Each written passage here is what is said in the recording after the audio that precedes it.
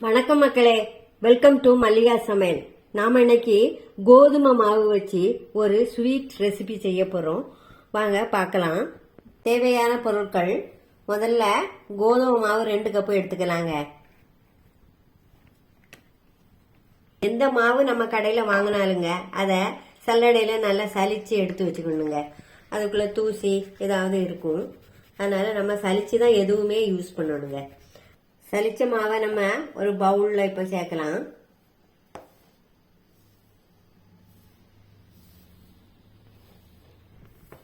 இப்ப நம்ம 2 கப்பு மாவு நல்லா சலிச்சு எடுத்து வச்சிருக்கலாங்க.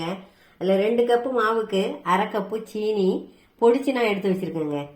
அதையும் இது கூட சேர்க்கலாம். கொஞ்சமா இதுக்கு அந்த சுவையை கூட்டதுக்காக வேண்டி கொஞ்சமா உப்பு சேர்த்துக்கலாம். ஒரு பிஞ்சளவு சமையல் சோடா சேர்த்துக்கலாங்க.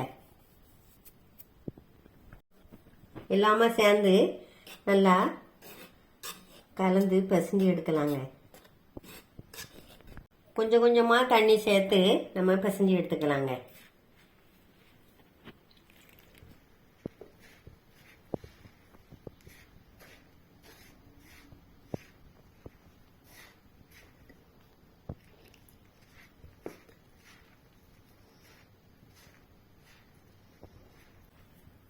சப்பாத்தி மாவோட கொஞ்சம் கட்டியாக பிசையணுங்க.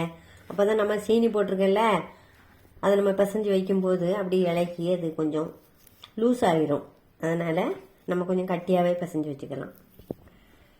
இந்த பதத்துக்கு நம்ம பிசைஞ்சு எடுத்து வச்சுக்கலாங்க.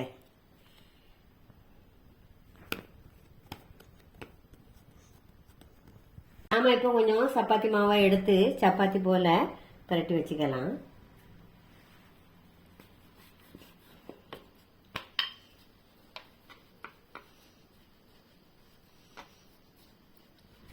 ரொம்ப நைஸாகவும் இல்லாமல் ரொம்ப கட்டியாகவும் இல்லாமல் நம்ம இதை தேய்ச்சி எடுக்கலாம்.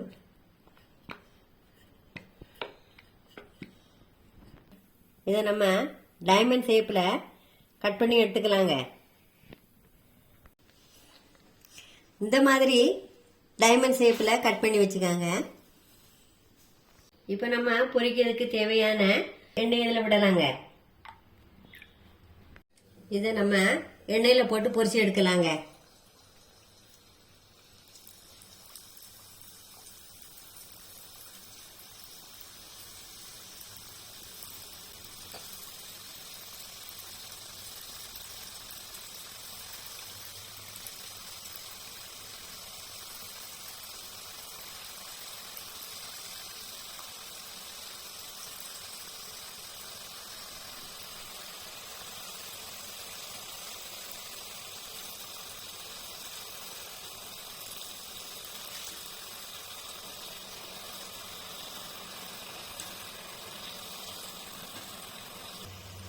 இந்த டைமண்ட் இதே போல நல்லா கோல்டன் கலர்ல வரணுங்க. அப்பதான் நல்லா வெந்திருக்கும். வந்ததுக்கு அப்புறம் நம்ம எடுக்கலாம்.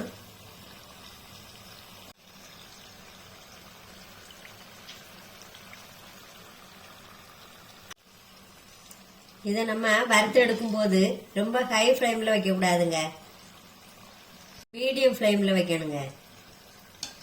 இப்போ இந்த ஸ்டேஜில் நம்ம எடுத்துடலாங்க.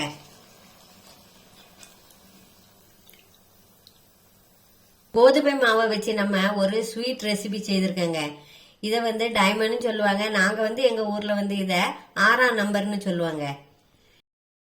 இந்த வீடியோ உங்களுக்கு பிடிச்சிருந்தா லைக் பண்ணுங்க, ஷேர் பண்ணுங்க, கமெண்ட் பண்ணுங்க. மறக்காம மக்களே மல்லிகா சமையல் சேனலை சப்ஸ்கிரைப் பண்ணுங்க.